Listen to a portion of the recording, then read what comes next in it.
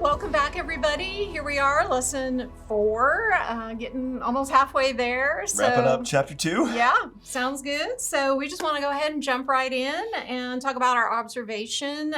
This week, we really love this section. Again, feeling like it's Paul's turning a bit of a corner in terms of the focus of what he's talking about, but again, just rich. So we would just point out that our observation skill is to circle key words or phrases, which this skill kind of leads into the interpretation skill this week. So it might be worth pointing it out. So the way we define a key word is one that has some theological or thematic import. It could be a repeated word, or it's just such a word of that like unlocks the passage. So we thought it would be great to start with that question and just ask people what were some of their key words. I saw a couple that I thought were interesting. Soul is actually one that I saw in the beginning and at the end of this passage. It's in the beginning about waging war against your soul, and then the shepherd and guardian of your soul. I thought that was interesting. Submit and be subject to. There's a lot about doing and behavior and conduct, but then he modifies those verbs with adjectives such as good and excellent and righteous and doing what is right. So what about you, Trey? Yeah, I think suffering and enduring kind of pops up as well at the end of this section.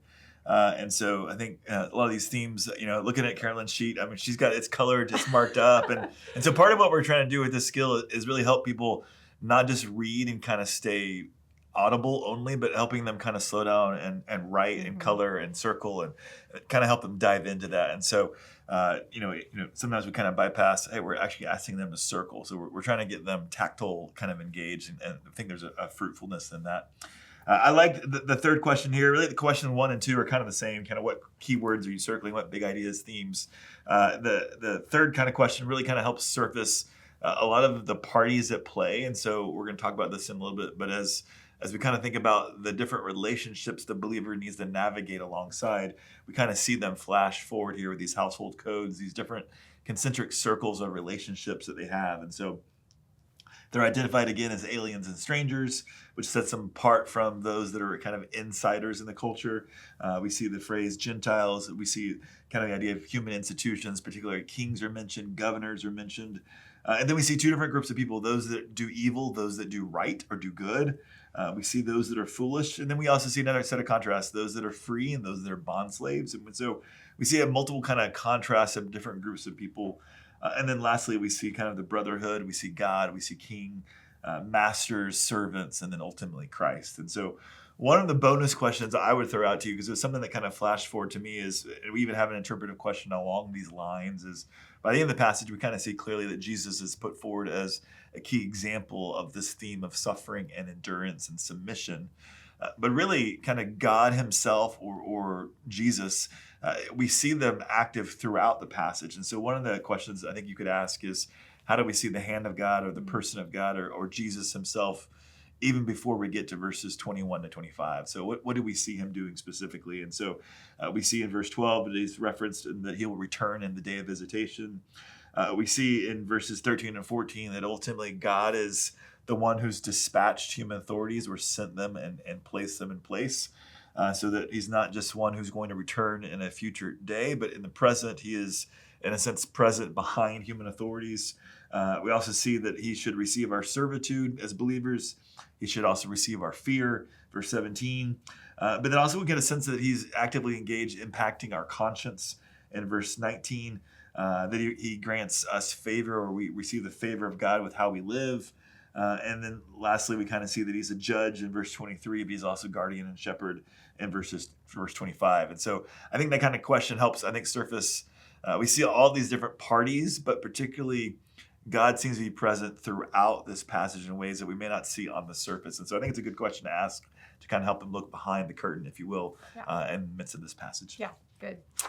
All right, so moving to interpretation, then you see right here at the top that the looking up keywords is our skill for the week, and that really goes with question number 2. But question number 1 is another one of our good like hinge questions, asking, how is this identification as aliens and strangers in the first verse of our section? How does that impact their conduct? And yeah, again, as he's been hammering in the first section of the book, who they are. They're the holy nation, the royal priesthood. So the idea is that your identity then is displayed in your behavior. And so as we move into this section where it's mostly about this behavior and conduct in the external relationships as opposed to the interior of the church and the believer community. So again, this is a really great kind of get the ball started sort of question. We talked about the focus shift being from internal to external, from character and identity to conduct. I thought of another extra question potentially, like to help people kind of think about how identity changes behavior. You might just throw out a question like, have you ever had a change in your role or in like a key identity in your life that then resulted in different behavior?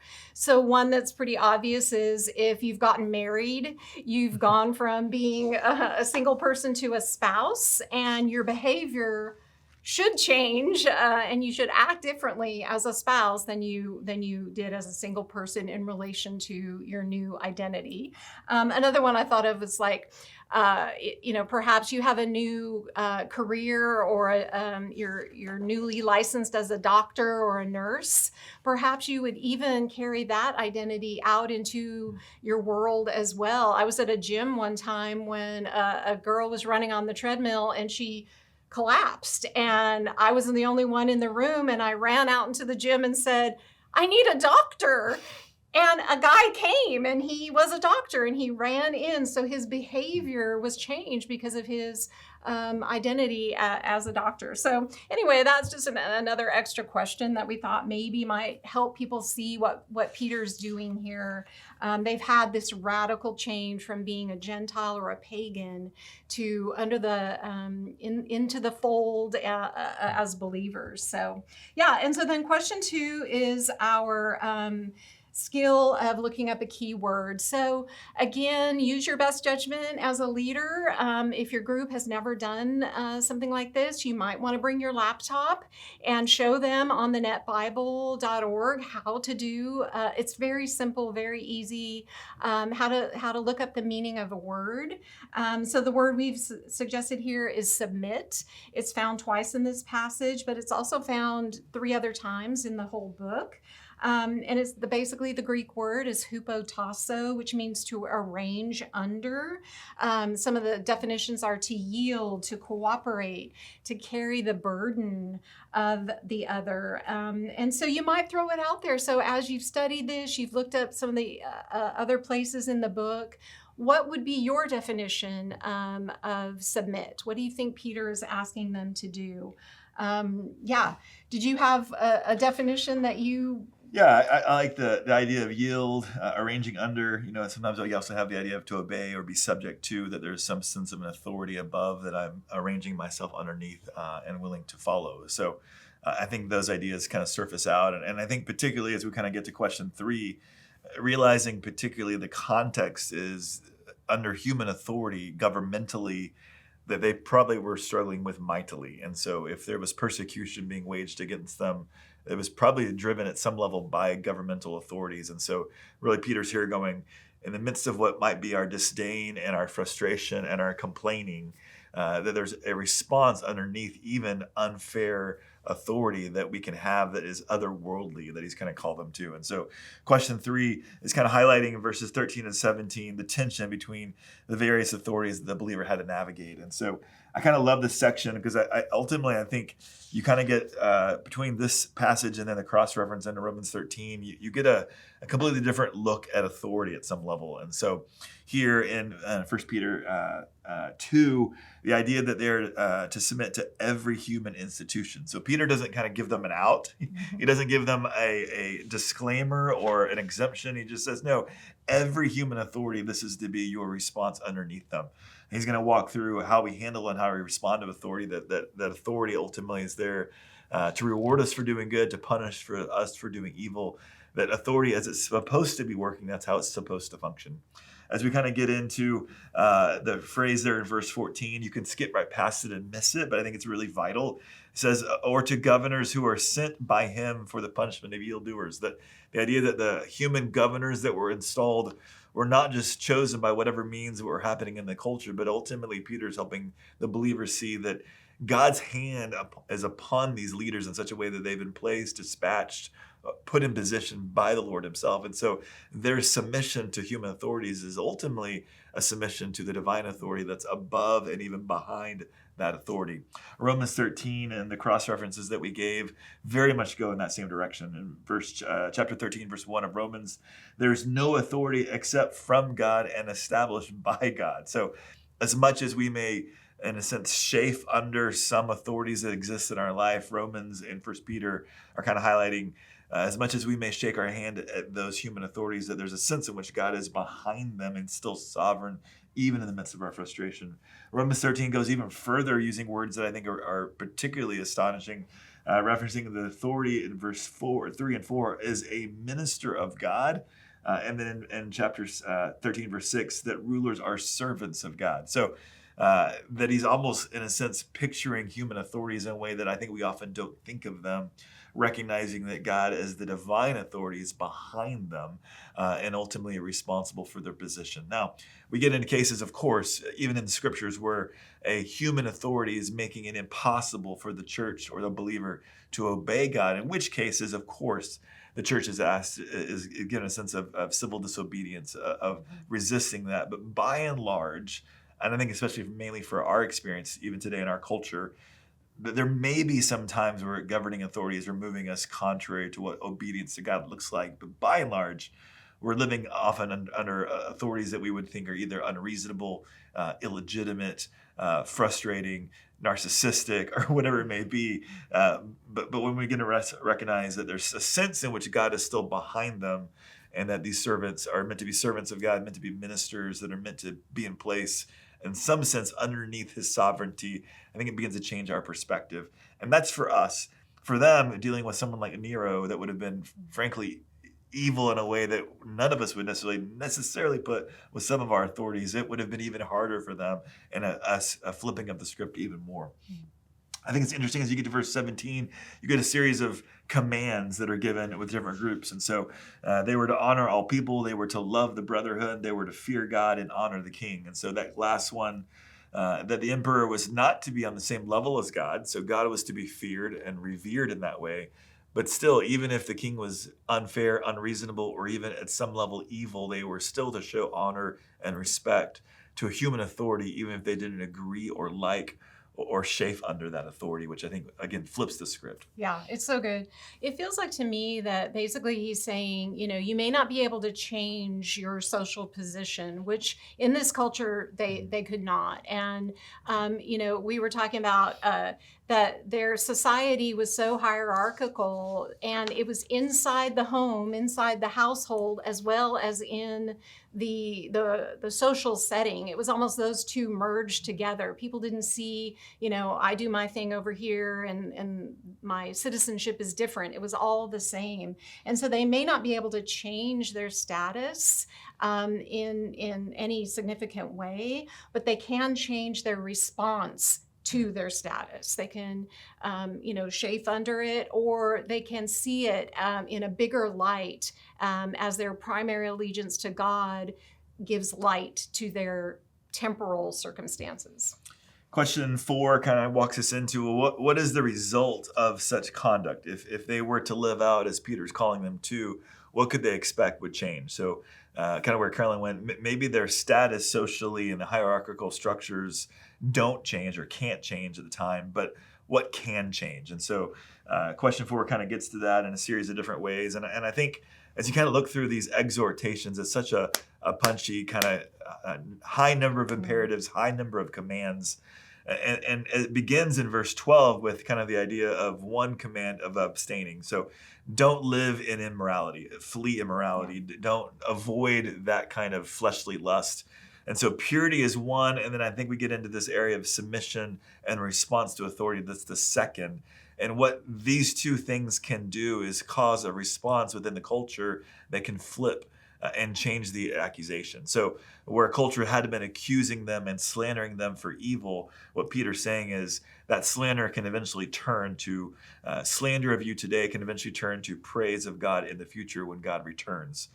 Where he goes even later on in verse 15 is that you can silence the ignorance of foolish men. So there's a changing of the story that can occur through their purity and through their submission to authority if they will entrust themselves to God.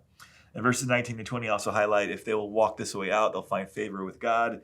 And then what I love in verse 25, and we didn't give this necessarily in question 4, is that Peter will refer to Jesus as not just an example, but ultimately he's the shepherd and guardian of our souls. And so as they engage in this kind of suffering and otherworldly living, they can entrust themselves knowing though they're being slandered, Jesus is a shepherd to them and a guardian of their souls and their lives throughout this in a way that ultimately Jesus can change the story and change the narrative in time. Yeah.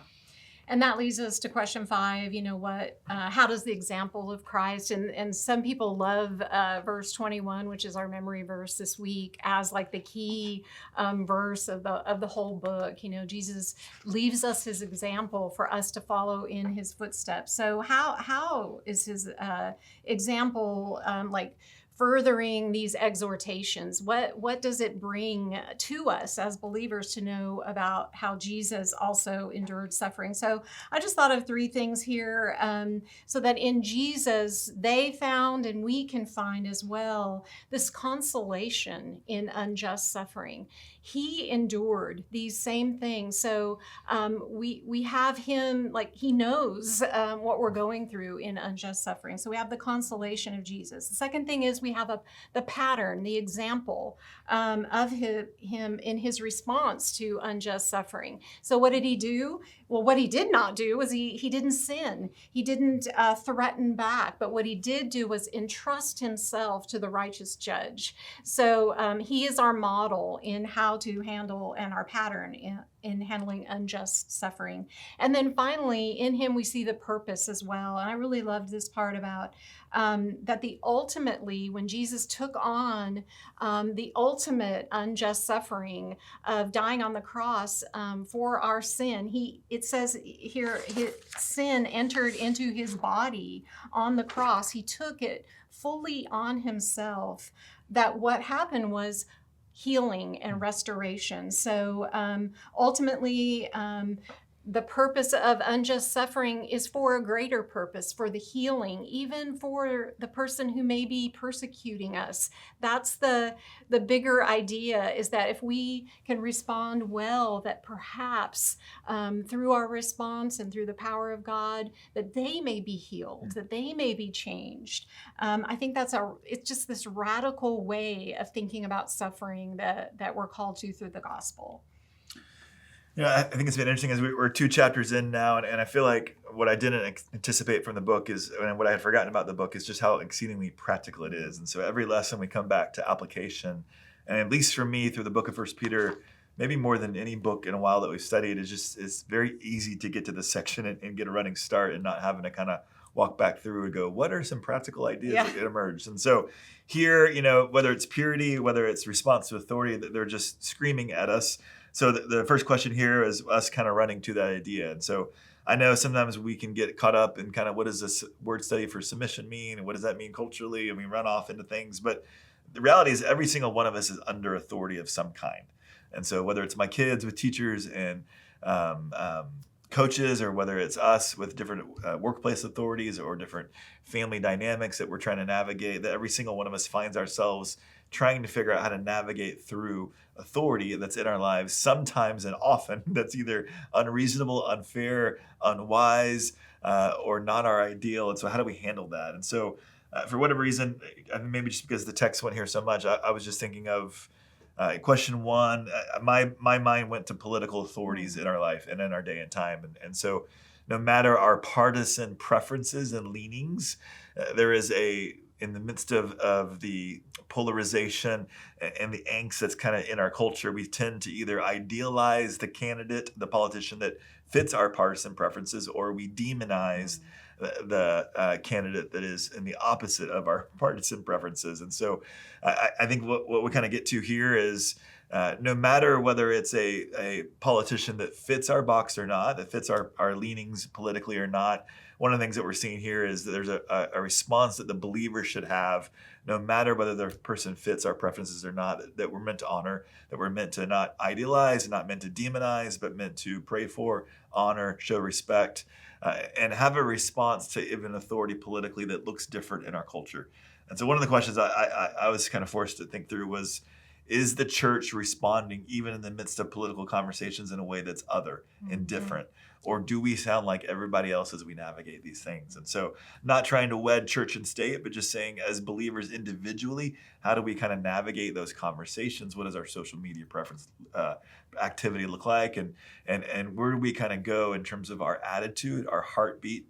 Particularly, I was thinking sometimes that there can be a lot more panic and fear and frustration in the way that we kind of think through politics. And one of the things I was kind of struck here is, again, in the midst of what should be a sober expectation as believers engage a hostile culture, that there's at the end of this passage the confidence that Jesus is our shepherd and guardian throughout this process. And so it ought not be that we get so panicked and so fearful if he is the shepherd and guardian for us in the midst of these experiences with authorities that maybe aren't what we want at times. Yeah, that's really good.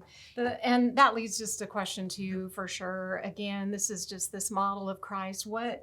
How can he be an example to us this week? Maybe based on what the discussion was with question one specifically, then, like I identified, sometimes I criticize, I complain, I slander, I judge authorities and so how can Christ, come in, and by meditating on how he responded to suffering, can I then be aware even that that's what I'm doing, and entrust myself to him rather ultimately as I submit and honor and respect authority. One of the things I would also just say to you guys as leaders, I found in myself, at least when I get to application, I'm keying off of the first two questions in a way that almost narrows where application can go for me. And so one of the things we would just try to highlight for you is, of course, use questions 1 and 2. They're often meant to be a reflection question, meant to make it kind of easier to get into application, but don't let those narrow where application could go. And so question 3 is meant to kind of broaden it back out to kind of go, what are all the different principles or possibilities of truth that can be applied? And so I would just encourage you, yes, use questions 1 and 2 to help kind of jumpstart a conversation and application. But question 3 is probably one of our best ones, trying to think through what are all the timeless principles that are emerging from this passage, and what are all the possible applications that I can make based off of those principles. And so don't skip question 3.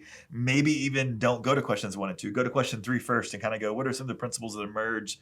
What are some of the different possible trajectories for application that I could pursue without kind of getting boxed in by questions 1 and 2? Yep.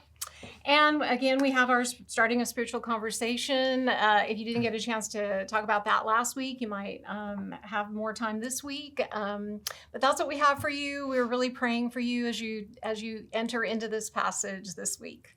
See you guys.